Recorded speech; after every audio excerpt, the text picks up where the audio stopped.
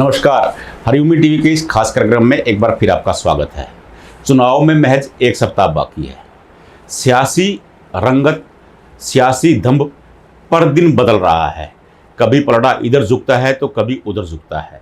हम लगातार प्रयास कर रहे हैं कि पूरे प्रदेश की सियासत के बारे में आपको हर वक्त रूबरू करवाया जाए, आपको बताया जाए कि हवा किसकी है और कैसे बह रही है। इसी कड़ी में आज हमारे साथ हैं दो वरिष्ठ पत्रकार। मेरे राइट हैंड पे हैं धर्मपाल धनखड़, अनेक टीवी चैनलों के, अनेक अखबारों के संपादक का कार्यभार संभाल चुके हैं। मेरे लेफ्ट हैंड पे हैं रविंद्र राठी, जो लगातार सियासत पर नज़र रखते हैं, हर तरफ ध्यान रखते हैं कि हवा का रुख क्या है। आज हम इनसे जानने का प्रयास करेंगे कि प्रदेश के विधानसभा चुनाव में क्या होने वाला है, किसका पलड़ा भारी है और कौन क्या करने वाला है। धनखड़ जी स्वागत है आपका, राठी जी आपका भी स्वागत है। धनखड़ जी, क्या होने वाला है? महज 7 दिन बाकी हैं विधानसभा चुनाव में, तो क्या लग रहा है कि तस्वीर कैसे बनेगी? देखिए, तस्वीर तो ये है कि इस वक्त पूरे प्रदेश में बदलाव की एक हवा है जी। और इस बदलाव की हवा में ये लग रहा है कि सरकार, जो वर्तमान सरकार है, वो जा रही है और कांग्रेस पार्टी आ रही है। इस तरह का एक माहौल पूरे प्रदेश में दिखाई दे रहा है जी। और जब हम बदलाव की बात करते हैं तो निश्चित रूप से सत्ता के प्रति ही बदलाव होता है। जी जी। तो ये माहौल जो है, ऐसा नहीं है कि कहीं एक विशेष इलाके में है जी ना, वो इधर लेकर के मुंह से जी और अम्बाला तक, जी पंचकुला तक, और पंचकुला अम्बाला से लेकर के सिरसा तक, डबवाली तक, जी सारी एक जैसी ही रो दिखाई देती है। जी। एकाध सेगमेंट में थोड़ा ऊपर नीचे हो सकता है, जी। लेकिन पूरी की पूरी जो है वो बदलाव की हवा साफ साफ दिखाई दे रही है। और ये बात लोकसभा चुनाव में भी कंफर्म हो चुकी है कि जिस तरीके से बीजेपी के झोली से जो है 5 सीटें झटकी है जी। कांग्रेस ने, वो सामने साफ दिख रहा है। तो ऐसे में हम जो है केवल ये कह सकते हैं कि भाई चलिए, मामला जो है वो कहीं कहीं जो है ऐसा लगता है कि भाई यहाँ नेक टू नेक फाइट है। जी। एक बात जरूर साफ है कि जहां भी मुकाबला है, मुख्य मुकाबला जो है ज्यादातर जगह पे कांग्रेस और बीजेपी का है। ऐसा नहीं कि कोई तीसरी पार्टी बहुत ज्यादा दखल देने वाली हो। बेशक चाहे इनेलो बसपा का गठबंधन है और उसमें अपना गोपाल कांडा की अलोपा भी शामिल है। जी जी। तो उस गठबंधन की पोल तो खुद गोपाल कांडा ने खोल दी थी। जी जी। किस तरीके से उसने जो है ये बताया कि भाई हम चुनाव जीतेंगे तो जो है वो बीजेपी को सपोर्ट करेंगे। उन्होंने कोठी में झंडा भी लगा लिया है भाजपा। और उसके बाद जो है जब अभय चौटाला ने धमकाया तो बयान वापस भी ले लिया, पलट भी गया। और फिर अगले दिन जो है वो बीजेपी ने अपना उम्मीदवार ही वापस ले लिया कांडा के समर्थन में। जी जी। तो ये साफ बता रहा है कि चुनाव जो है वो आल वर्सेस कांग्रेस हो रहा है। यानी आल पार्टी, सभी पार्टियां एक तरफ है और कांग्रेस एक तरफ है। ये एक पूरी तरह से माहौल इस तरह का बना दिया गया है। धनखड़ जी, क्या लगता है आपको, क्योंकि अब केवल 6 दिन है, धनखड़ जी कह रहे हैं कि चुनाव कांग्रेस वर्सेस अन्य होता जा रहा है, आपको ऐसी तस्वीर दिख रही है कि कहीं ऐसा हो रहा है? निश्चित तौर पर पंडित जी, जब नामांकन से पहले चुनावों का आगाज हुआ, अधिसूचना जारी हुई जी, तो इतना जबरदस्त माहौल था कि ऐसा लगता था कि कांग्रेस जबरदस्त स्वीप करते हुए सरकार बनाएगी। जी। हालांकि शुरुआती दौर में टिकट वितरण और उसके बाद चुनाव प्रचार के दौरान जो भी नकारात्मक प्रगति हुई, जैसे कुमारी शैलजा का नाराज होना और तमाम चीजें, उनको अगर संज्ञान में लें तो कांग्रेस के चुनाव में बीते 1 महीने में काफी गिरावट आई है। इसके बावजूद ऐसा प्रतीत होता है, ऐसा साफ लगता है जी कि कांग्रेस सरकार बना रही है। और इसमें बहुत हद तक योगदान मैं कांग्रेस नेताओं की अपेक्षा भाजपा नेताओं का मानता हूं। अगर आज भी हम देखें तो चुनाव प्रचार के दौरान जिस तरह का व्यवहार पूर्व मुख्यमंत्री एवं वर्तमान केंद्रीय मंत्री मनोहर लाल खट्टर का दिख रहा है, तो वो जो जिसे कंगना रनौत का एक बयान आता है कृषि कानूनों को लेकर, जिस पर सरकार हरियाणा पंजाब में बीजेपी को सबसे ज्यादा फजीयत झेलनी पड़ी। जी जी जी। और अब फिर वो उस चीज को जस्टिफाई कर रहे हैं, उस चीज को दोबारा से वो जो जिन बोतल में था उसको निकालने का प्रयास कर रहे हैं। बैकफुट पर है बीजेपी और उसके बावजूद जो चीजें उनके गले की फांस बनी हुई हैं उनको अगर उपलब्धि बनाकर भाजपा नेता पेश करेंगे तो स्वाभाविक सी बात है कि लोगों के मतदाताओं के जख्म हरे होंगे और उसका नकारात्मक प्रभाव भाजपा के चुनाव प्रचार पर पड़ना तय है। बावजूद इसके ऐसा हो रहा है तो ये जो कांग्रेस की हवा है, इसके साथ साथ लोगों में एक और वो है कि कांग्रेस आ नहीं रही है, भाजपा कांग्रेस को ला रही है जी। ये भी एक लगातार लोगों का एक सेंटिमेंट ये काम कर रहा है और इसका जो बहुत बड़ा योगदान है वो भाजपा नेताओं का ही है। धनखड़ जी, मैं एक बात नहीं समझ पा रहा, कांग्रेस वाले आ रहे हैं, हम भी मान रहे हैं, लगातार हवा भी बता रही है कि ऐसा हो सकता है, लेकिन जो कांग्रेस का अपना क्लैश है, मैनिफेस्टो जारी हुआ, आज कुमारी शैलजा रणदीप नहीं पहुंचे, हुड्डा और उदयभान ने जारी कर दिया, गहलोत आए हुए थे। तो जब इनका अपना ही क्लैश खत्म नहीं हो रहा है, उनके पास जिला प्रधान नहीं, ब्लॉक प्रधान नहीं, तो कैसे क्या उम्मीद करेंगे आप? देखिए, उम्मीद की बात ये है कि इलेक्शन जो है वो कांग्रेस नहीं लड़ रही जी, सही मायने में जनता लड़ रही है। लोकसभा चुनाव में भी यही हालात थे जी, बिल्कुल ऐसे ही थे ना। शैलजा और हुड्डा एक मंच पे नजर आए थे। अगर रणदीप सुरजेवाला को अगर अलग भी कर दिए तो भी कोई बड़ी बात नहीं, क्योंकि रणदीप सुरजेवाला का प्रभाव बड़ा सीमित सा है। जी। तो ऐसी स्थिति में ये कहना कि गुटबाजी है, गुटबाजी तो है और यह सदैव रही है, और गुटबाजी के कारण ही अगर 2005 और 2009 देखा जाए चुनाव, तो गुटबाजी होते हुए भी कांग्रेस आई थी और गुटबाजी के कारण ही आई थी, क्योंकि हर सेगमेंट को लगता था कि हमारा चेहरा जो है, हमारा नेता जो है वो मुख्यमंत्री बन सकता है। ये गुटबाजी भी जो है कांग्रेस के लिए 2009 और 2005 के चुनाव में फायदे में रही थी। उससे पहले भी इस तरह के चुनाव हुए हैं कि एक तरफ भजनलाल जो है मुख्यमंत्री है और दूसरी तरफ जो है वीरेंद्र सिंह को मुख्यमंत्री बनाने के लिए कांग्रेस के कुछ नेता उठा के चल पड़ते हैं। और इसी तरह से जब भूपेंद्र हुड्डा को भी नेता बनाने के लिए कुछ जुट गए थे, जब वीरेंद्र सिंह नहीं मुख्यमंत्री बन पाए थे और उनको ये साख एक तरह से जनता के बीच खत्म हो गई थी कि उसने भजनलाल का नाम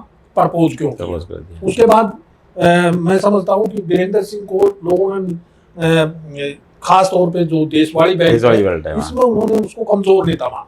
जी। और देशवाड़ी बेल्ट को एक मजबूत नेता चाहिए जो खम बजा के कहे कि हाँ मैं हूँ, ठोक बजा के कहे। तो वो चीज जो है वो उसके कैरियर को खत्म कर गई एक तरह से। जी। तो अब भी स्थिति वही है कि यहाँ के लोग जो हैं, और बिल्कुल मैं हरियाणा के लोगों की बात करूं तो ये किसी को बढ़ाने के लिए वोट कम देते हैं, अगले को हराने के लिए, अगले को सबक सिखाने के लिए, उसको उसकी औकात दिखाने के लिए ज्यादा वोट देते हैं। उनका जोर इसी बात पे होता है हरियाणा के वोटर्स का, खास तौर पे यही बात होती है। ये एक ट्रेडिशन है यहाँ पर कि भाई तेरी तो फड़क निकालनी है। पाटिल जी, आप क्या मानते हैं, इनेलो है, जजपा है, आम आदमी पार्टी पहली बार 90 सीटों पर चुनाव लड़ रही है, उनका कुछ वजूद लगेगा कि आपको कुछ होगा? पंडित जी, प्रदेश की अगर बात करें तो ऐसा कहना सही है धनखड़ साहब का कि पूरे प्रदेश का अगर हम लब्बो लुबाव देखें तो मुकाबला कांग्रेस और भाजपा के बीच में ही है, मुख्य मुकाबला। लेकिन कुछ सीटें हैं, कुछ इलाके हैं जहां पर इनेलो भी मजबूत टक्कर दे रही है, मुकाबले को त्रिकोणीय बना रही है। कई सीटों पर निर्दलीय अगर जुड़ रहे हैं तो मुकाबले को चौकोणीय बना रहे हैं, ऐसी स्थिति भी है। जैसे प्रॉपर सिरसा जिले की बात करें तो वहां इनेलो एक प्रॉपर सिरसा को छोड़ दे तो शेष सीटों पर इनेलो मुकाबले में। फिर बरवाड़ा में आ जाओ, अब वहां भी संजना जो है वो बढ़िया मुकाबला दे जी। आप यमुनानगर चलो तो दिलबाग सिंह वहां पर कांग्रेस और बीजेपी के नाक में दम किए हुए, पिछली बार भी बेहद मामूली 500 के लगभग वोटों से वो आ रहे थे जी। कलायत में भी अगर बात करें तो वहां भी रामपाल माजरा ठीक, क्योंकि वहां चकोणीय मुकाबला है। महिला मंत्री जो रही डांडा वो हैं और जयप्रकाश के पुत्र हैं, और अनुराग ढांडा जो आम आदमी पार्टी के दूसरे सबसे बड़े नेता है प्रदेश की, वो उनके साथ, तो वहां भी चौकोणीय मुकाबले में रामपाल माजरा हैं। बहादुरगढ़ की बात करें तो यहाँ भी पूर्व प्रदेश अध्यक्ष नफे सिंह राठी, उनकी हत्या के बाद उनकी पत्नी यहाँ पर उम्मीदवार हैं और उन्होंने मुकाबले को पूरी तरीके से रोमांचक बना रखा है, इसमें कोई दो राय नहीं है। तो ऐसी स्थिति अलग अलग सीटों पर, मेवात में भी 1-2 सीटों पर इनेलो का प्रभाव दिखता है। तो ये खारिज कर दें कि वो नहीं, हाँ जेजेपी की स्थिति यही होगी है कि वो जो दोनों भाई हैं, हालांकि इनका रिकॉर्ड रहा है, पहले देवीलाल और साहिब राम भी इकट्ठे दोनों भाई चुनाव हारे जी, और बाद में अजय और अभय भी चुनाव हारे। पिछले लोकसभा चुनाव में दुष्यंत दिग्विजय भी चुनाव हारे। तो ऐसी स्थिति अब इतिहास दोहराता हुआ नजर आ रहा है। जेजेपी ने अपना खाता भाजपा के साथ जाके लगभग बंद कर लिया दिखता है।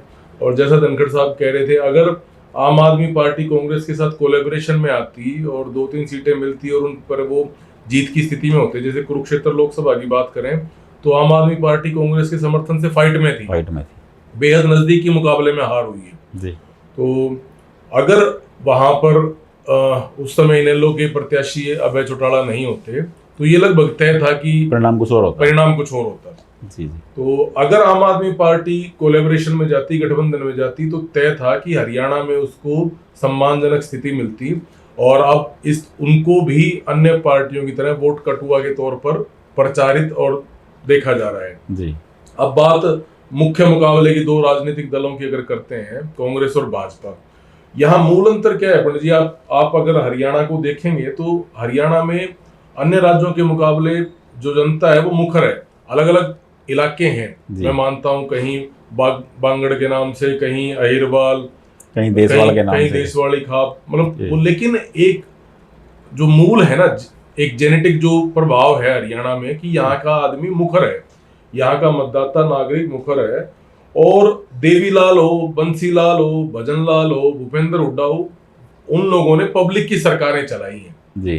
पब्लिक का उनके घर में, कार्यालय पे सीधा दखल होता था, भीड़ लगती थी, मज में लगते थे, उन्हें पब्लिक का नेता भी कहा जाता था। इनमें से तमाम लोगों को हम पब्लिक के नेता के तौर पर जानते भी हैं जी।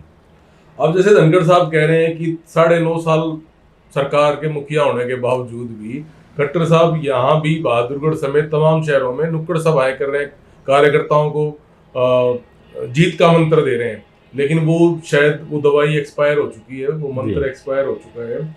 और उन्होंने पब्लिक की सरकार को 9.5 साल तक पोर्टल की सरकार बनाए रखा। आप पंडित जी अगर पब्लिक को अपने से दूर करेंगे तो आप उनके नेता नहीं बन सकते। तो ये जो चीज है ना कि अब मतदाता जागरूक भी हुआ है, उन्हें ये पता है कि सड़कें नहीं बनी, पानी रोज गंदा पी रहे हैं, तो एंटी इनकम्बेंसी इसी को बोलते हैं। हर आदमी के हाथ में मोबाइल है, एंड्रॉइड फोन है जी। हर आदमी पत्रकार है, हर आदमी अपनी बात कहने के लिए स्वतंत्र है, ओपन खुला हुआ मंच है। धनखड़ जी, मैं आपने पूछे पुराने सवाल पे आ रहा हूँ, आप मेरे को काउंटिंग बताएं कितने क्या रहेगा? आप सारा हरियाणा घूम चुके, अहिरवाल से उत्तरी हरियाणा, दक्षिण हरियाणा। आपकी बात से सहमत हूं। हाँ, जैसे अभी रविंद्र भाई ने कहा कि भाई इन्हें लोग कई सीटों पे मुकाबला प्रदर्शन कर रही है। हाँ, निश्चित रूप से यमुनानगर में एक सीट दिलबाग वाली है और एक सीट वहाँ भी मेवात वाली सीट मिलेगी मुकाबले में। इलाहाबाद में कड़ा मुकाबला है, वाला में संजना सातोड़ा तगड़ा मुकाबला है। अगर सही मायने में देखो तो बहुत तगड़ा मुकाबला है। इस बार अभय चौटाला को इतना आसान नहीं सरल नहीं है, लेकिन रानिया में पिछली बार जो है हर बार उनका चुनाव में जीत का मार्जिन घटता गया। और पिछली बार अगर टिकैत आकर के उपचुनाव में अगर कह के ना जाता तो मुझे नहीं लगता कि उनको पसीना आ जाता। दूसरी बात, अगर बीजेपी ने वहां से स्ट्रॉन्ग उम्मीदवार उतारा होता ना तो अभय के लिए मुश्किल खड़ी हो सकती थी। ये चीजें हैं। अभय ठीक है, आज भी सीट निकालने की स्थिति में हो सकते हैं, लेकिन उनको बहुत कड़े मुकाबले में। दूसरी बात, डबवाली में भी बेशक ये लड़ रही है, लेकिन डबवाली में इनकी स्थिति ठीक नहीं है जी। कालावाली में जो है बीजेपी कैंडिडेट बहुत डाउन है। और बहुत डाउन का मतलब आपको मतलब इनेलो के कैंडिडेट का गिनना पड़ेगा कि वो दूसरे नंबर पे आएगा, लेकिन दूसरा नंबर हार जीत का अंतर अगर कोई आंकड़ों में कहे तो 50,000 वोट भी हो सकता है जी। मतलब पहले और दूसरे के बीच में जी। तो उसको मुकाबला थोड़े कहेंगे।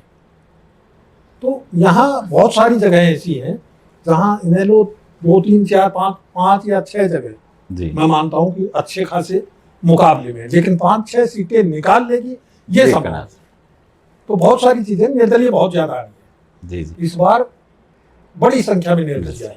ये थे 2 वरिष्ठ पत्रकार जो हमें बता रहे थे कि प्रदेश की सियासत में क्या होने वाला है, विधानसभा का चुनाव किधर झुकने वाला है।